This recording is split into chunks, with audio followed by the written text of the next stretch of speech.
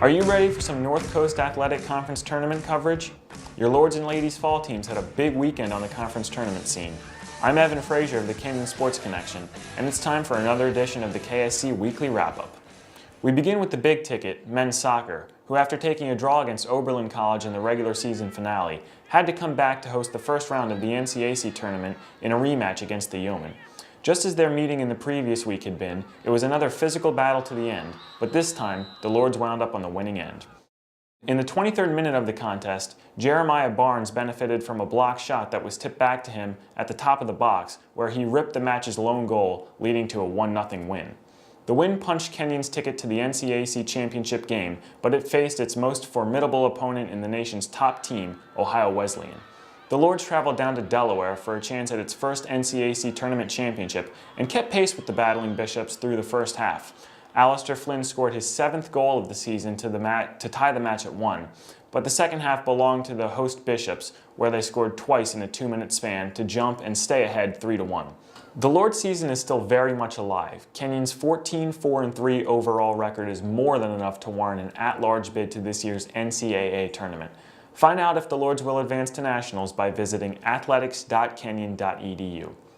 Field hockey also earned entry to the NCAC championship round, as the 3 seed Kenyon pulled off a big upset over rival Denison University in a 1-0 affair.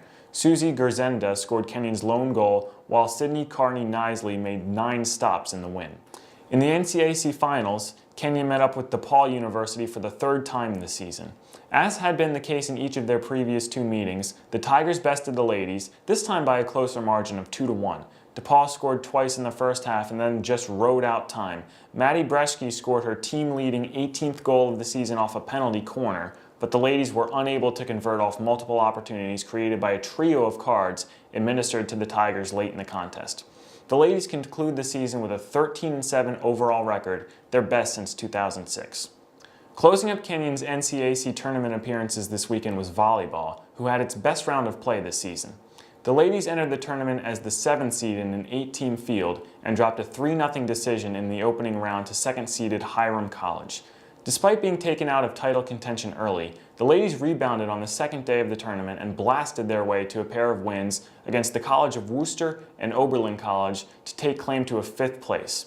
Sierra De Leon whacked 28 kills between both matches on Saturday to lead the ladies. That feat also made for a milestone moment for her playing career and Kenyon volleyball program history. De Leon entered Saturday with just 3 kills away from 1,000 in her career. After the day concluded, she not only became the 5th ladies player to join the 1,000 kill club, but also finishes her career ranked 5th all-time for career kills with 1,025. We conclude today's show with another important North Coast Athletic Conference matchup, this one played on the gridiron. Kenyon football was back in action coming off of their bye week, but had a hard time knocking off the rust against the College of Worcester. Jake Bates threw 4 interceptions, one of which was returned for a touchdown, leading to a 24-14 final score. Brandon January had his 3rd game with 100 or more yards rushing, including a 41-yard breakaway for a touchdown. The Lords' other touchdown was through the air when Bates hit a wide-open Blake Kelsey for a 44-yard pass play. As always, the defense kept Kenyon in the game, sacking the Fighting Scots mobile quarterback Richard Barnes 6 times. Brad Couts had a career game with 12 tackles and 2 sacks. All of Kenyon's 6 sacks came from its senior class, with Colin Sullivan, Ryan Rosen, Reed Franklin, and Cam Ventling also getting in on the action. The Lords are now 4-5 overall, 4-4 in conference play. They will wrap up their season next Saturday against rival Denison in Granville. It's a lighter week for Kenyon athletics in upcoming action, but basketball season starts, so it's a whole new breed of excitement forming in Gambier. Let's check out that upcoming schedule.